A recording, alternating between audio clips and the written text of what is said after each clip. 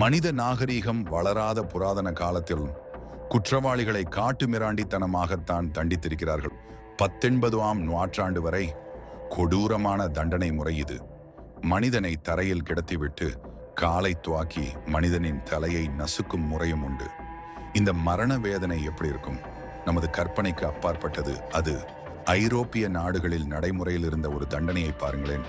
பிறந்த கோலத்தில் குற்றவாளியை ஒரு கூண்டில் அடைத்துவிட்டு சாப்பாடு எதுவுமே கொடுக்க மாட்டார். அடைபட்டவர் கூனி குறுகி பசியால் வாடி வதங்கி உயிரை விடுவார். எகிப்தில் வித்தியாசமான தண்டனை, மூக்கை அறுத்தல்.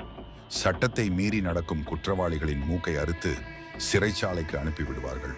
புராதன கிரேக்க தண்டனை முறை இது. உலோகத்தாலான ஒரு காளையின் அகன்ற உடம்பிற்குள் குற்றவாளி கிடத்தப்பட்டு கதவு திறக்க முடியாதபடி பூட்டு போடப்படும். பின்பு உலோக காளையின் அடிவயிற்றில் தீ மூட்டுவார்கள். அந்த மனிதன் உயிரோடு சமையல்தான்.